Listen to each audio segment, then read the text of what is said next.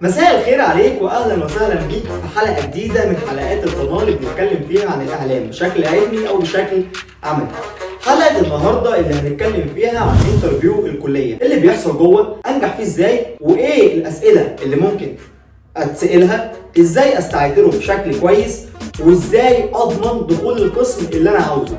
طبعا احنا عارفين ان اي قسم انت عاوز تخشه في شرطين مهمين جدا لازم تعملهم. الشرط الاول انك على الاقل تكون جايب تقدير جيد جدا في الماده اللي ليها علاقه بالقسم اللي انت عاوزه قبلها بسنه. الحاجه الثانيه انك تنجح وتجتاز الانترفيو.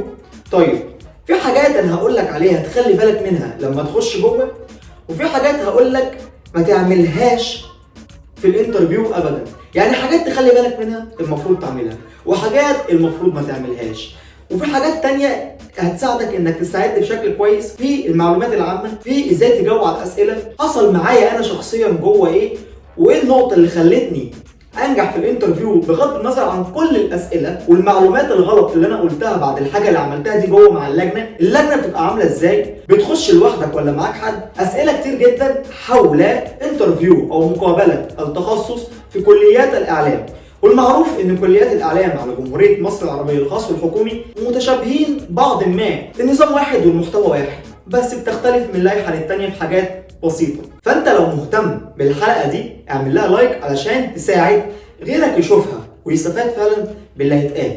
ولو انت مهتم بالاعلام بشكل عام وعاوز تعرف حاجات اكتر عنه بنفس الكواليتي اللي انت بتشوفني بيها دي، تقدر تعمل سبسكرايب، بس مش للقناه دي، لقناه اسمها ماسكوم بلاتفورم. هي اكاديمي او منصه كبيره شويه شغالين عليها ان احنا تكون متخصصه في المحتوى الاعلامي، وزي ما قلت لك العملي والعلمي. لان القناه اللي انت بتشوفنا عليها دي هي هتكون خاصه بالمحتوى الرياضي. ليه؟ لان انا هبدا اشتغل بشكل رسمي في الاعلام الرياضي، لان ده التخصص اللي انا عاوز اكون فيه. فانت لو مش مهتم بالكوره او بالرياضه ما تعملش سبسكرايب، ولو عملت سبسكرايب اعمل ان سبسكرايب وروح اعمل سبسكرايب او فولو للمنصه اللي انا بقول لك عليها دي. خلونا نخش في الحلقه على طول، ومش هطول عليك ما تقلقش، بس ما تروحش في اي حته، عشان صدقني لو انت عاوز تخش فعلا القسم انا متاكد انك هتستفاد جدا، والحلقه دي هتساعدك في انك تستعد كويس جدا للقسم اللي انت عاوز تخشه بعد ان شاء الله ما تنجح في الانترفيو بتاعه. يلا بينا.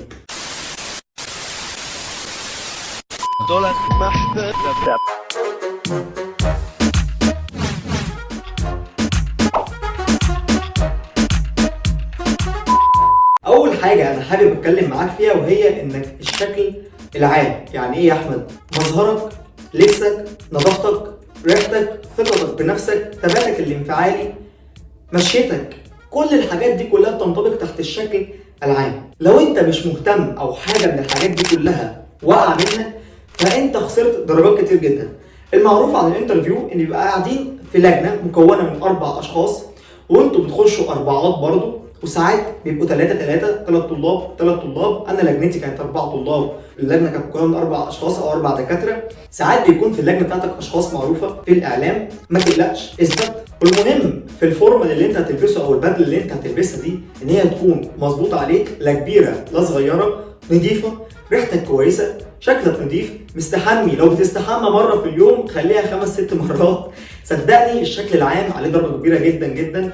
والقبول وانت قاعد قدام الناس دي، وشك والكاريزما بتاعتك كده والشكل العام وانت شخص كده داخل على اللجنه، صدقني هم ممكن اساسا يخلوك تتقبل من غير ما يسالوك اي سؤال. وحتى لو سالوك هم مش هيهتموا باللي انت بتقوله، لان انت مثلا لو داخل اذاعه وتلفزيون الواجهه اكيد بتمثل شيء اساسي. طب لو داخل علاقات عامه واعلان، انت كبي ار او كماركتير او حد فاهم في الشغلانه دي، لازم تكون شخص نضيف وبرضه واثق من نفسك، فارد ظهرك وعارف بتعمل ايه، لغه الجسد عندك كويسه، ثابت، هادي، عارف بتعمل ايه وبتتكلم ازاي، وبتقسم نفسك ومش مستعجل، واثق في نفسك، كاريزما طاغيه. صدقني ده كله هيخش او هيدفعك ان انت تاخد درجات ازيد. تاني حاجه، اوعى تهبط في حاجه انت ما تعرفهاش. اتسالت سؤال والسؤال ده بعد ما اتسالته انت مش عارف معلومته، بكل هدوء والله انا مش عندي المعلومه دي، بس اوعدكم ان انا بعد ما اخرج من هنا انا هدور واعرف المعلومه دي بتقول ايه او هي عباره عن ايه، لان انا بسعى دايما ان انا يكون عندي ثقافه بشكل ما في كل المجالات، وبشكل كبير في مجال واحد اللي انا عايز اتخصص فيه. وطبيعي لما تخش اللجنه انت بتتسال اسئله ثابته، هتلاقي كل اصحابك اتسالها، كل الكليات اتسالتها. ايه هما؟ عندك 3 اسئله. اول سؤال عرف نفسك، سواء قالوا لك بالانجلش او بالعربي. تعرف نفسك بكل هدوء، بلاش تكون كليشيه او تقليدي، ما تبقاش حافظ مش فاهم. ان هو يسالك انت عاوز تخش القسم ده ليه؟ ولازم اجابتك تكون بديهيه وطبيعيه، ما فيهاش تطبيل زياده عن اللزوم. يعني انا ساعتها قلت والله انا عاوز اخش قسم الاذاعه والتلفزيون. انت بديك مثال على القسم اللي انا عملت في الانترفيو كنت مهتم بيه، تعمل 2 انترفيو في قسمين مثلا من 3 او من 4. طبعا انا كنت مركز على اذاعه وتلفزيون عشان عايز اتخصص في اذاعه وتلفزيون. انت قيس على كده، اصل هي ثوابت، فانت قيس على كده القسم اللي انت عاوزه. فانا قلت له عايز اخش قسم اذاعه وتلفزيون لان انا حابب اتطور اكتر في المجال ده، عاوز اشتغل فيه. فانا متاكد ان القسم وجامعه بحجم الجامعه مثلا او بكليه اعلام جامعه كذا هتفيدني، وامكانياتها واستوديوهاتها وتدريباتها هتساعدني بشكل كبير. طب اشمعنى قسم اذاعه وتلفزيون دون الاقسام الثانيه؟ والله انا عايز اشتغل اعلامي رياضي او عايز اكون مقدم برامج. مقدم برامج ايه يا احمد؟ قلت له والله عايز اكون مقدم برامج رياضي. كوره يعني؟ كوره.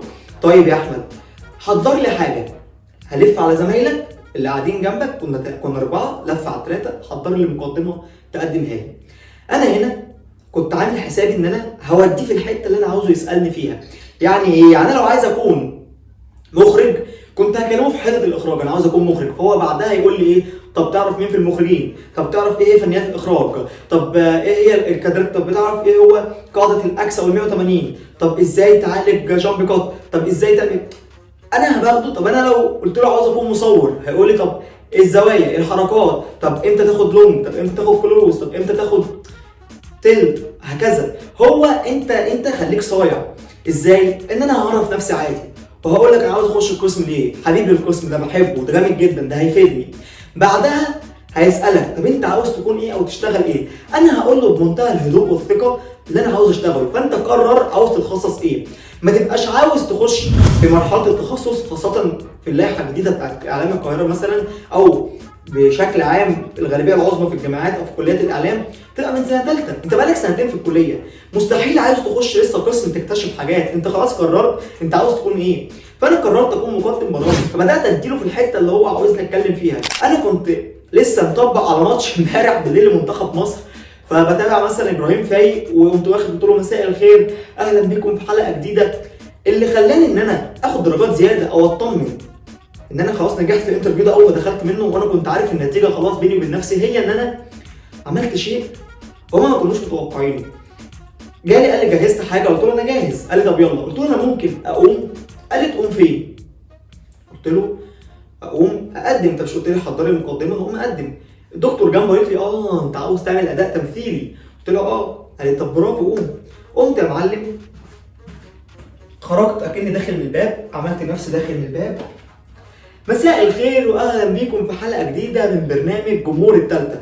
النهارده حلقتنا مميزه واللي هنتكلم فيها عن حاجه غريبه حصلت. منتخب مصر اللي بيتعادل مع منتخب الجابون، واللي احنا مش فاهمينه ازاي حسام البدري لسه مكمل لحد دلوقتي. اتحاد الكوره لازم ينقذنا بدري من حسام البدري، لان حلم التاهل لكاس العالم ما بقاش بالساهل. احنا بنقعد كل 4 سنين علشان نتاهل. فين زمان؟ فين جيل اللعيبه الكبيره اللي كانت ممكن تتاهل بشكل كبير؟ احنا منتخب قدر ان هو ياخد افريقيا 3 مرات ورا بعض. منتخب كان فيه ابو تريكه وزيدان والحضري، لعيبه كبيره ومنتخب بتاريخ كبير. ازاي نتعادل مع منتخب بحجم الجابون؟ كان لازم يكون لينا كلمه، كان لازم. برافو يا احمد، كفايه لحد كده، اتفضل اقعد. بيبان من رياكشن اللجنه اللي قدامك انت نجحت ولا سقطت، مبسوطين منك ولا زعلانين منك. انا هنا قدمت لهم وقدمت لهم بشكل كويس، وكنت محضر نفسي كويس وعارف انا رايح فين ومتابع ايه وبحب ايه وعاوز اكون ايه، وده ساعدني بشكل كبير اني ما اكونش تايه ومتلخبط واتوتر. فانا هنا اديته احساس لا انا بعرف اقدم، طريقه تقديمي عجبتك، عندي ثقه بالنفس، مش خايف مش جبان. انا اللي طلبت اقوم واقف قدام اللجنه ال4 اللي موجودين، واقف قدام 3 طلاب انا ما اعرفهمش، ما خفتش، قمت قدمت. هو اللي قال لي برافو اقعد، وكانوا مبسوطين جدا. انا قعدت والله العظيم انا كنت متاكد وجالي احساس انا اتقبلت خلاص. انا اتقبلت خلاص. ليه؟ مهما جاوبت اجابات غلط، مهما قلت حاجات مش صح، انا اتقبلت. وحصل وجاوبت اجابات غلط، وكان في شخص مسؤول كبير في الاعلام تقريبا، مش فاكر اول سؤال كان ساعتها بيقول ايه، لكن الشخصيه دي اسمها ايه؟ دريه شرف الدين. انا قلت بدريه شرف الدين. قعدوا يضحكوا هما ال4 بدريه طلبه ومش عارف ايه، وقعدوا يتريقوا عليا. كل ابتسامه لطيفه، مبتسم، مش مبين لهم ان انا رخم في الابتسامه، عادي جدا. قلت كده بالظبط، عادي جدا، انا متوتر بس طبيعي عشان الانترفيو، اي انسان بيغلط، مفيش مشكله. اتلخبطت جدا بين بدريه ودريه، حطيت به زياده، مفيش اي مشكله، وضحكه لطيفه، وهم سكتوا ولقيت رد فعل كويس. بعدها بقى هم سابوني خلاص، الموضوع ما كملش 10 دقايق معايا ولا 5 دقايق، هم ركنوني وبقوا مركزين مع الثلاثه التانيين. بس انت قاعد شايف الدرجات بتتكتب او شايف ايديهم بتلعب وابتسامتهم، انت خلاص اتقبلت، فانت لازم تاخد بالك من الحته دي. ده اللي حصل معايا في الانترفيو. قبل الانترفيو باسبوع خليك قاعد قدام نشره الاخبار كل يوم، شوف الساعه 10 الساعه 11 بالظبط، الساعه 1 الصبح الساعه 10 الصبح، خليك قاعد قدام نشره الاخبار قبل الانترفيو باسبوع، عشان على الاقل يكون عندك اطلاع على اللي بيحصل في العالم كله او في مصر الفتره دي، تحسبا لاي سؤال يتسال لك في السياسه، في الاقتصاد، في الاخبار المتداوله. تاني حاجه في الاستعداد الكويس للانترفيو، انك تتعود لو انت في اذاعه تلفزيون على قراءه الاخبار، وتمسك جرايد تقراها بشكل اللي هو بتاع نشرات الاخبار. اكيد انت اتدربت على ده في الكليه على مدار السنتين او السنه اللي قعدتها، يبقى اذا الموضوع بسيط وسهل. انت بتهتم بشكلك، بتهتم بمعلوماتك العامه، بتهتم بالاخبار الموجوده في الفتره الحاليه اللي انت فيها وداخل فيها القسم، بتهتم بعواصم الدول والعملات والقيادات السياسيه والكلام ده كله. لازم يكون عندك معلومات كويسه في المجال اللي انت فيه، اللي ممكن يتسال لك ايه هي الهيئه الوطنيه للاعلام، او في وزاره الاعلام، طب مين رئيس قسم العلاقات العامه، قصدي مين رئيس قسم الاذاعه والتلفزيون، طب مين هو وزير الاعلام. لازم تكون جاهز للاسئله اللي انت داخل القسم بتاعها.